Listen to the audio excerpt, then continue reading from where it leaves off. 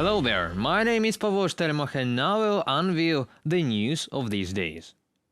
Russian authorities decided to hide operational statistics on fuel production after Ukrainian drone attacks on oil refineries caused a collapse in production.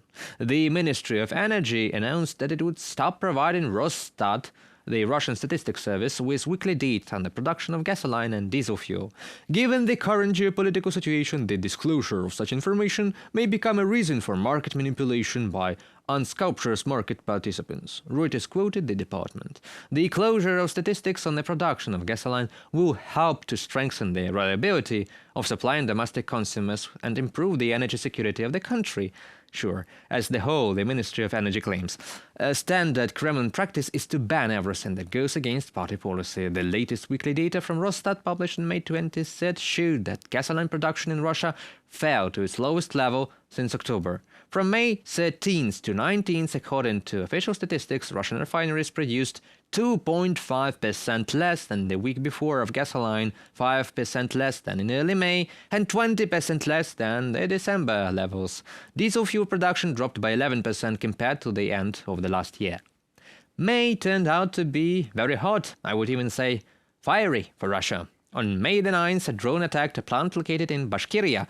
The next day, the largest oil refinery in the Kaluga region, Первый Завod, came under attack. And 2 days later, the Volgograd oil refinery of Lukoil came under attack too. On May 17th, Rosneft Tuapse oil refinery, the only one on the Black Sea coast of Russia, shut down for the second time since the start of the year. The plant has been idle since winter due to a fire caused by an unknown UAV attack. It was restarted at the end of April, but 3 weeks later it was raided again. In April, the Russian Ministry of Energy allowed oil refineries to sharply reduce gasoline quality requirements to avoid shortages. Refineries were allowed to increase their share of aromatic compounds in gasoline from 35% to 42%, and the share of ethyl alcohol from 5 to 10%. But it wasn't just drones that caused fires at refineries. For example, yesterday there was a fire at an oil refinery in Komi. This is 1,800 kilometers from Ukraine. Therefore, it is definitely not a drone. Perhaps the Kremlin is trying to increase production at remote factories. Then we will see even more fires, even beyond the Urals. Volodymyr Zelenskyy is conducting a tour of Asian countries before the Global Peace Summit, which will take place next weekend. On the sidelines of the annual Asian Security Summit Shangri-La Dialogue in Singapore, Volodymyr Zelenskyy met with Prabowo Subianto, the president-elect of Indonesia, and congratulated him once again on his victory in the March elections. The leaders discussed the progress in the implementation of Ukrainian peace formula presented by Volodymyr Zelenskyy right during his online address to the participants of the G20 summit in Indonesia in 2022. During the meeting, the parties also discussed areas of bilateral cooperation. In particular, Volodymyr Zelenskyy noted that despite Russia's attempts to obstruct civilian navigation in the Black Sea, Ukraine is ready to increase the supply of agricultural products to Indonesia. Also, Zelenskyy met with the president of the Democratic Republic of Timor-Leste, José Ramos Horta, for the first time in the history of these bilateral relations. But the most important, during a speech at Asia Security Summit, Volodymyr Zelenskyy called on Asian leaders and countries to join the Global Peace Summit. We are convinced that our world wants to be united and be capable of acting in a complete harmony. We've realized that nations equally reject the idea of someone secretly making decisions and imposing them. What is needed is open and inclusive dialogue. We have confirmed that the principles and purposes of the UN Charter and international conventions are entirely relevant. All this has become the basis of our peace formula and has grown into the Global Peace Summit, so every leader and every country can show their commitment to peace. Volodymyr Zelenskyy noted that more than 100 countries and international organizations had already confirmed their participation in the Global Peace Summit. During his visit to Singapore, Zelenskyy met with President of Singapore Tharman Shanmugaratnam and Prime Minister of Singapore Lawrence Wong. The head of state expressed gratitude for the clear position of Singapore on condemning Russian aggression, supporting sanctions pressure on Russia, and for the humanitarian assistance provided.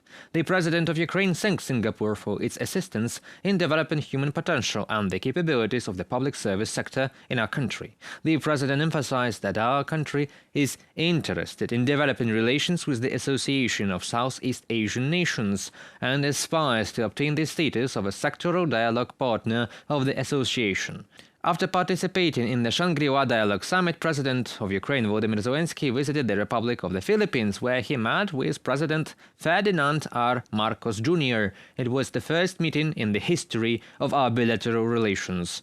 Zelenskyy announced the opening of the Embassy of Ukraine in the Republic of the Philippines this year, which should strengthen cooperation between the two countries. The President of Ukraine spoke about the preparations for the first Global Peace Summit and emphasized the importance of the representation of Southeast Asian countries at the event. The Philippines agreed to participate in the summit. They also supported our country in voting for the resolution on Ukraine's territorial integrity at the UN General Assembly on March 27, 2014, and strongly condemned Russian aggression after the start of the full-scale invasion. What do I want to say after all these meetings? No matter how the Kremlin claims that only Western countries support Ukraine, the reality is that everyone supports international rules, except for dictators. US President Joe Biden's permission for Ukraine to strike Russian territory with American weapons is a serious policy change and crossing of personal red lines. Although the authorization applies only to actions in self-defense and doesn't extend to the use of long-range weapons, this step may well be a new chapter in the war for Ukraine. For example, journalists from the New York Times emphasized that while the White House sees the decision as narrow, allowing the Ukrainians to launch a preemptive strike only if they see evidence of preparations for an attack or in response to Russian shelling near Kharkiv, its consequences obviously much wider. Observers called the decision a good step in the right direction, but said it should only be the first step, after which Ukraine would be allowed to hit all significant military targets that support Russia's invasion of Ukraine. Many airfields and known military facilities are within range, writes military expert George Barras of the Institute for the Study of War. The former general of the Australian Army, Mick Ryan, explained on the X social network what the permission to fire on Russian territory could mean in practice. He believes that first of all it is about the interception of Russian missiles aimed at Kharkiv and the destruction of concentrations of Russian troops near the border. And this will include high-value targets such as command and control elements, artillery, logistics, and air defense units which are located on the territory of Russia near Kharkiv. But he knows that permitted targets also apparently include Russian Air Force bombers that launch many long-range missiles and glide bombs that attack Ukrainian civilian infrastructure and targets. And what about Russia? Moscow's first reaction, as observers expected, was to threat the world with nuclear weapons again.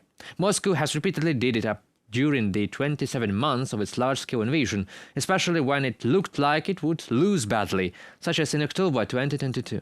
Kremlin spokesman Peskov said, according to the media reports, that Joe Biden's decision to allow Ukraine to use US-provided weapons against targets in Russia demonstrates Washington's deep involvement in the conflict.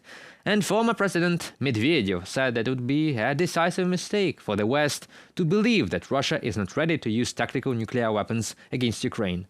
By the way, he has already spoken about nuclear weapons for the 20th or even the 30th time. It is difficult to count those statements. Observers know that much now depends on the Russian reaction. For example, Russia could step up its current sabotage campaign against Europe, for example, against the manufacturers of long-range weapons.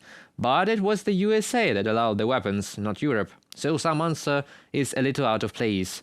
And do you know how European countries reacted? American allies supported Washington's actions. On Friday, Germany and Great Britain allowed that they will allow Kyiv to use their weapons to strike Russian military targets. Also, NATO Secretary General Jens Stoltenberg, who previously called on Ukraine's partners to allow their weapons to be used to strike Russian troops, rejected Moscow's warning about escalation. Self-defense is not escalation.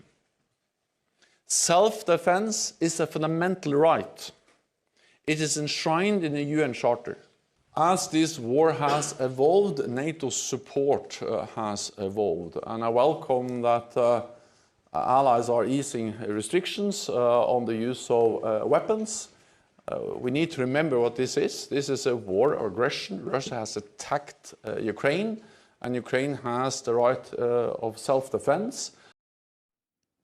The new US policy allows Ukrainian forces to use artillery and launch short-range missiles from HIMARS launchers against command posts, weapons depots and other facilities on Russian territory used by Russian forces to attack Kharkiv. But despite the change in its position, Washington does not give Ukraine permission to use longer-range ATACMS missiles on the territory of Russia. The narrow geographical area of the use of US weapons is an attempt by the Biden administration to help Ukraine better defend itself against Russia's offensive in the Kharkiv region, while limiting the risk of the conflict escalating into a direct confrontation between Washington and Moscow. But this is always the case in life. A major policy change leads to major changes. That concludes our today's video. Thank you for watching. Stay updated, comment, like, and subscribe to our UATV English channel for more news from Ukraine. Your support is that really matters for us. Goodbye.